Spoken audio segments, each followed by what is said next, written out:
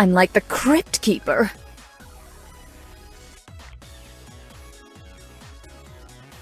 Why couldn't you have just raised your hand to ask a tedious question already answered in the course syllabus, like everyone else? What will become of my chili pepper rating on grademyprofessor.com now? I'm not vain. It's the visual reminder of my mortality I take umbrage with. Of course, it's a law of the universe that all matter succumbs to entropy and decay over time. But why does it have to show on my face? If you want to get my attention, I would much rather you raise your hand, or make an appointment to meet with me during my scheduled office hours. This is going right where I put all my world's best teacher mugs, in a box labeled thrift store donations.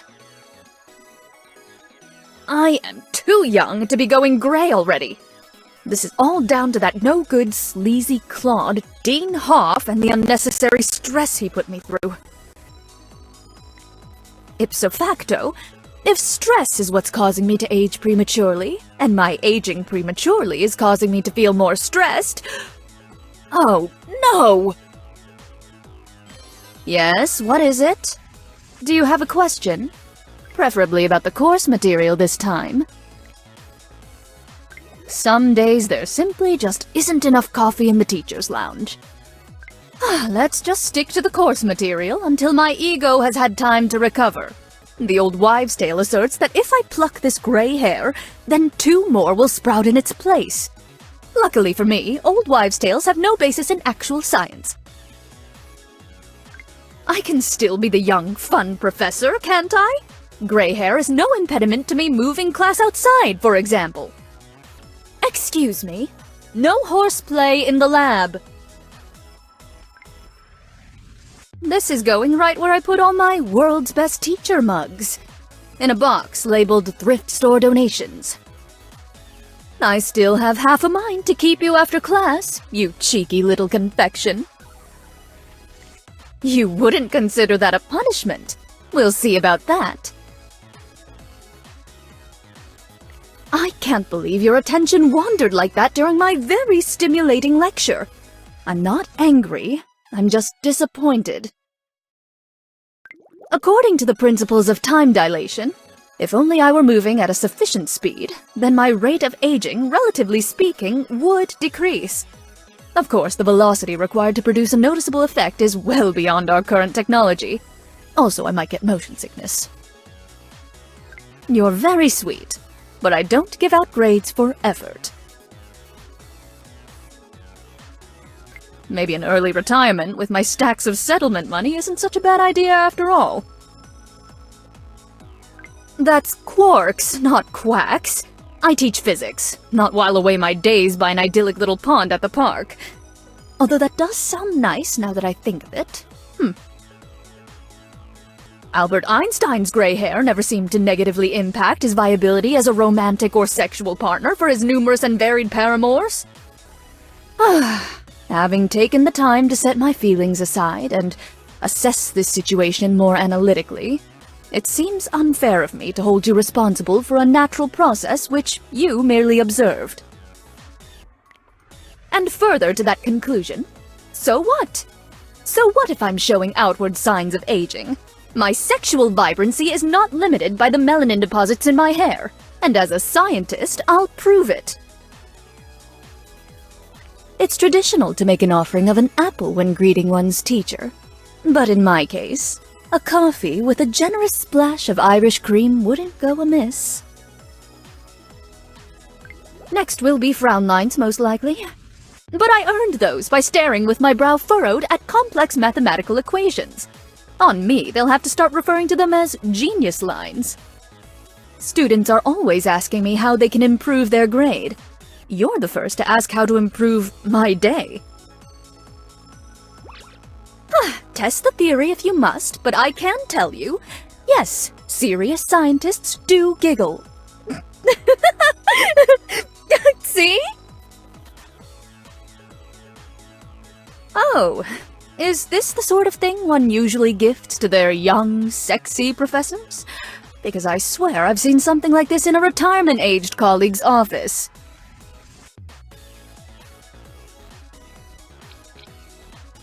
You were a good student. Other than that one notable exception, you weren't disruptive in class. And you didn't fall asleep even once. So, I suppose what I'm saying is, you're welcome to sit in on my classes again if you like. I won't even charge you tuition. Of course you can carry my books. I should warn you though, the average physics text has a noticeable force of gravitational attraction with the Earth. That is to say, they're heavy AF. A defining feature of any woman we culturally deem to be a bombshell is her platinum blonde hair, correct? But in all actuality, platinum is closer to silver than golden hue. Ergo, I'm still a bombshell. And I have the body, too. Not that that was ever in doubt. A train is traveling 100 kilometers an hour, but riding that train is a common housefly, who is currently buzzing his way from the caboose to the engine at the 8 km/h speed, typical of his species. How fast is he really flying?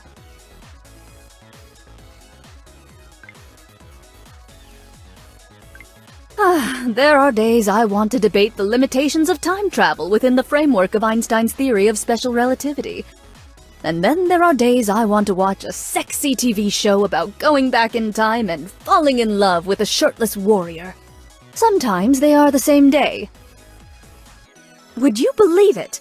One time someone tried to pick me up by saying they were a scientist too. When I asked what discipline, they told me mixology. So I got them to make me a drink before I turned them down. Not a bad martini, actually. Oh, don't get me wrong, compliments on my brilliance are always welcome. But there are times that compliments on my brilliant bod are even better. This is one of those times, by the way. The latest issue of my subscription to Communications in Mathematical Physics should be waiting for me when I arrive home today. I wonder who's on the cover this week. I can hardly wait to find out. Oh, why this is lovely, but it's too much, really. I couldn't possibly accept. Well, if you insist. It's a good thing I always carry my pointer, because I just couldn't resist that perfect opportunity to tell you about the moon's gravitational interaction with the Earth. But of course, you're right. The moonlight was very pretty too. Flip that tassel on your proverbial cap, because you've graduated to the friend zone. That means you're invited to campus pub nights, but not the more intimate social occasions I host in my private residence. At least, not yet. Just the person I wanted to see. I wanted to bounce some ideas for my next lecture off of you. Although now that I'm looking at you, I have a different kind of bouncing in mind. People are always asking me whether I'm a white wine or red wine kind of woman. What a question! Can't there be a unifying theory of fermented grape drinking? If there is such thing as an infinite multiverse, then it stands to reason that in at least one alternate reality, you and I are more than friends? I mean, hypothetically. You don't think Marie Curie is prettier than me, do you? I'd love to hear your thoughts on string theory versus loop quantum gravity. Alternately, you can describe in detail all the things you'd like to do to my body. The choice is yours. Sunbathing by the pool is lovely, but by the beach is better. And having you there by my side, well, that was the best. I've always loved to curl up with a good glass of wine and a 1,000-page book of cutting-edge theoretical physics. But lately, I've been burning for someone to share it with. Could it be you? Oh dear. Why is it that every time I see you, I wind up so tongue-tied I worry I won't recover in time to teach my next class? It's not fair. I tried to picture my lecture hall naked in order to calm my nerves, but all I could think about was you. That didn't calm me down at all. Feel free to compliment me whenever you feel like it. The old guard establishment may be loath to admit it, but flattery will get you everywhere in academia. And with me specifically. The new dean gifted me a bottle of top-shelf, very expensive scotch. And I can't think of anyone I'd rather share it with than you. You make me think there might be more to life than what can be quantifiably observed in reproducible laboratory conditions. An intelligent woman is one who knows her own mind, knows what she wants. And what I want is you. Diamonds have myriad practical uses in the field of science, but I've never heard of using them the way you do. This is so cute! I mean, my regards for this thoughtful token of your affection. Just because I was cold on our tour doesn't mean my scarf was useless. It served as a perfect real-life demonstration of Bernoulli's principle. Did you accidentally magnetize yourself in the lab? Because I'm suddenly finding myself rather attracted to you. You, me, a picnic lunch behind the bleachers. What do you say? Would you still love me if I was a tardigrade? I was so laser-focused on becoming a tenured professor before 30 that all I did was work, work, work. Even once I achieved my goal, I found it hard to switch off. It was like the part of me that was fun-loving and spontaneous had atrophied from disuse. Then I texted you, and that all changed. You helped me be me again, gray hair or not. Thank you. I need a day off. Do wayward students still pull the fire alarm unnecessarily? Would you like to? Careful now! Too much squirming and I might pop a garter.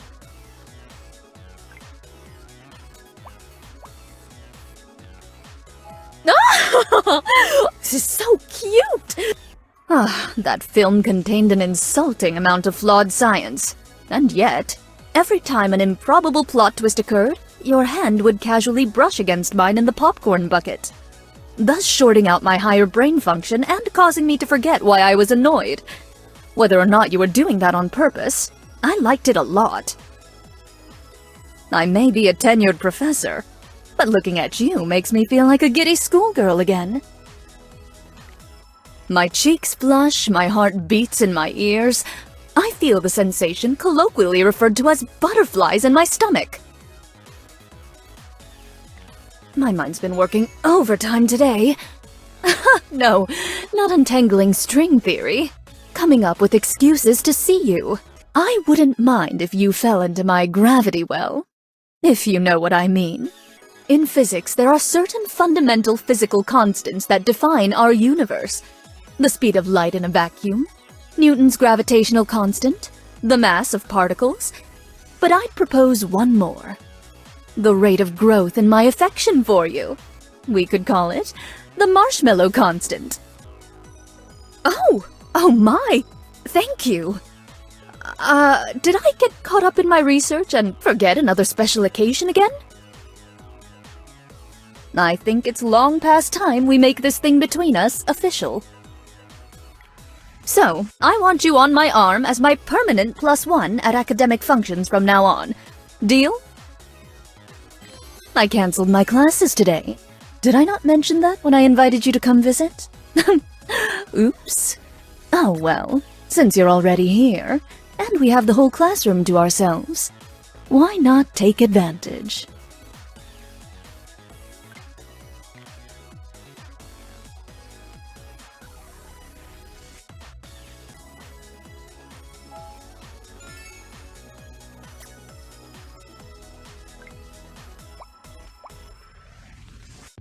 This cozy sweater makes me want to snuggle in front of a fireplace with a glass of hot mulled wine. If you bring the matches, I'll bring the Merlot. Can you sit just there? Just a smidge more to the left. Perfect. Now I have something nice to gaze at when I get lost in thought solving these equations. My! Someone must want me to keep them after class.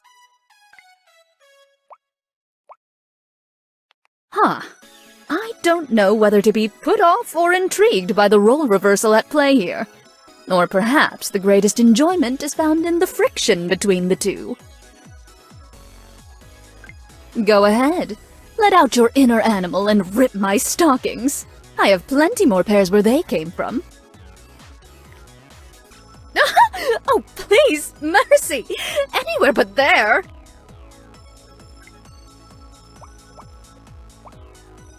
Do you find it attractive when a very smart woman makes very silly puns? Because I've got a good one about getting laid. Wink, wink.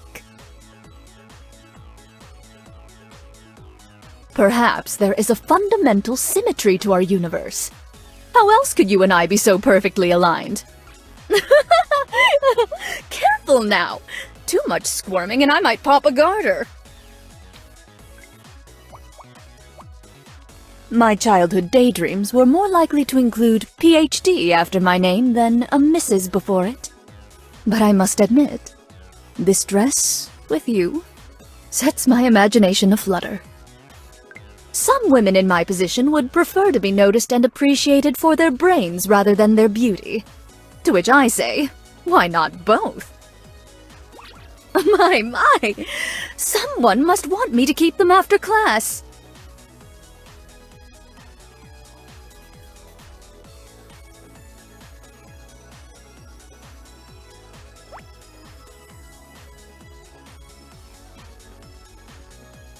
Oh, excellent! You're here. I've just had a stroke of brilliance. Let's play hooky and go make out in the library stacks. Something about this ensemble compels me to utilize more corporal punishment in our private lessons. Let's go on a romantic European vacation. How do you feel about CERN in Switzerland? If we meet a cute research assistant, we could call it an academic exchange. And have a lot more fun. Oh, please, mercy! Anywhere but there! Oh, with past flings, I was often so understimulated I'd have to solve quadratic equations to stay alert in the bedroom. With you, I'd be lucky to come up with the sum of 2 plus 2. Movies get it all wrong. We academics don't need to let our hair down or take off our glasses to be sexy. In point of fact, I'd argue it's quite the opposite. Don't you agree? What's this? A coffee with a splash of Irish cream? Oh, why, Marshmallow, you remembered! Did you know we're all made of star stuff? And people say cold hard science can't be romantic. I'm glad I get to share my slice of space-time with you. You know what they say about physicists? We're experts in kinetic energy. I'm such an A-type personality. I love to stay on top of things. And people. Let's stay in and play with lasers. Can you sit just there?